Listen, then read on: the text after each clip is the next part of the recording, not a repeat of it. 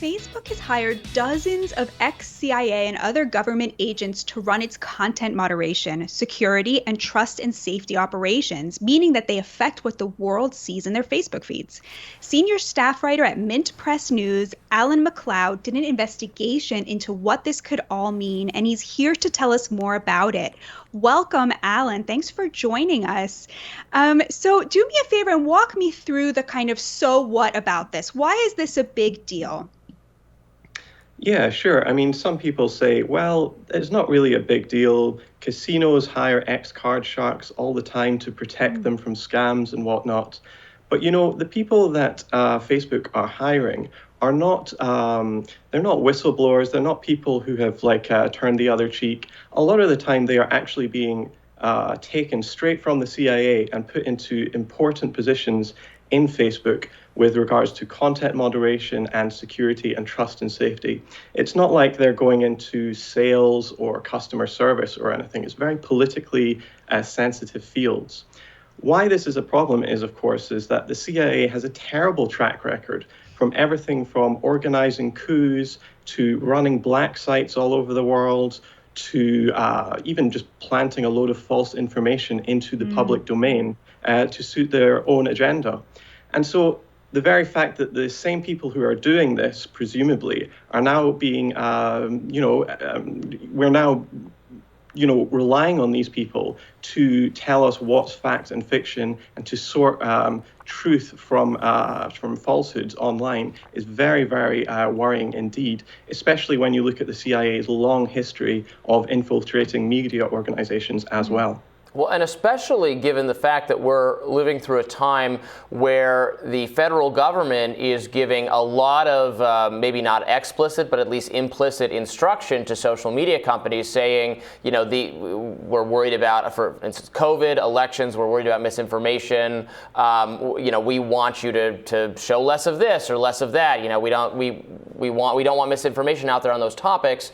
So the more recently former government employees that these companies take on, those people still have contacts, right, with their friends and coworkers in the CIA and law enforcement. So it's an easier chain of kind of command would say, oh yeah, just tell, Phil now works at Facebook. If you're the government, Phil now works there, so we can just let him know that this is misinformation. This whole Russia thing, maybe they should really crush that on the platform, right? Is that the concern?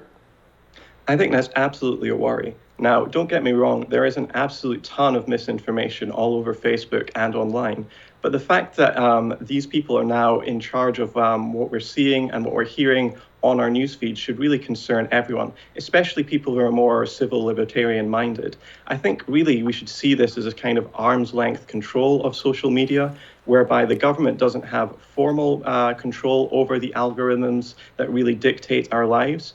But when former government agents are now in charge of that, that's really an interesting arm's length tactic that we have, whereby the government can fall back on a position and say, well, Facebook's a private company, it can do what it wants, but also it can exert influence in very quiet and very opaque ways in which we probably aren't really aware of what's going on. And I think that's one of the reasons why this should really concern everyone.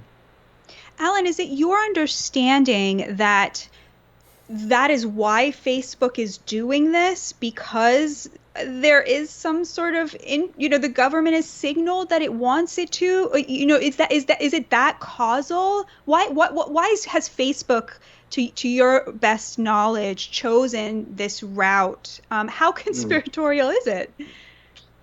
Well, I don't think we even have to look at it through a conspiratorial lens. For Facebook, you have to admit that there is a very limited amount of people who really know about cybersecurity issues and trust and safety and really how the internet works. And a good deal of them do work for government agencies like the NSA or the FBI or the military or indeed the CIA. So for Facebook, there is, it's a difficult field to really find experts in, and a lot of them do have government contacts. But for the government, of course, it really works out absolutely brilliantly for them, whereby there clearly must be some kind of deal, either that Facebook is deliberately and actively recruiting from the CIA and the FBI, because so many of the people I found were on a Monday going into CIA headquarters in Langley, and on a Tuesday starting their job at Facebook. So ultimately, I don't think we need to even see it as a conspiratorial angle. We just have to look at the facts, and then you can draw your own conclusions. And even if you're not even 1% conspiracy minded, this should concern you. How would you respond to what I assume is, the line that these companies would use to say, well, this is why we're doing this? I'm sure they'll say, well, we need experts in security, in intelligence to improve our defenses against, being hacked, criminals, maybe foreign governments. We need the best people, and that it's about improving our own security. What would be your response to that? Well, what I'd say to that is security from whom? Sure, it might be great for security from Chinese hackers or Iranian bloggers, but it's not security from the enormous agencies in Washington that are, of course, trying to influence the internet as well. And so ultimately, we might be secure from foreign threats, but we're not secure from what our own government is doing. And ultimately, if this was the case that Facebook was hiring people from the FSB or the GRU or from any Russian agency, we would immediately see this as a massive threat and something that Facebook shouldn't be doing. But ultimately, we somehow don't see it when it's the American government doing that. Alan, can you give us a sense of the scope? Like, how many people actually did you find? Like, give us a sense of the scope. Well, it wasn't exactly, a super detailed investigation. It was literally just going to LinkedIn and a lot of other web platforms, the employment-based social media, and just typing in Facebook and CIA and seeing how many people come up. And honestly, there were hundreds of results of people, and probably half of them were relevant. So ultimately, I was able to find dozens of people who were once working at the CIA and now work at Facebook. And it's not like these people were low-level pen pushers either. They were going into, for the most part, very politically sensitive fields like trust and safety, like content moderation or security. And so ultimately, I think these people do know what they're doing, but ultimately this is a huge operation to the point where it's very difficult to see where Silicon Valley ends and where the national security state starts.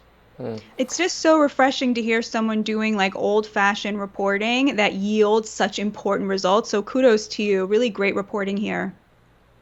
Thank you very much. And I would say that maybe you feel like I'm picking on Facebook and the CIA. This is actually happening at so many other social media sites as well, and I've written about it as well. It's not just the CIA too, it's the FBI, the NSA, the Department of Defense as well. So there are these connections being established all the time, and there's, for the most part, a much bigger interlocking network of national security state and big tech combinations nowadays. Alan McLeod, thank you so much for joining us. Great to be with you. And we'll have more Rising in just a minute.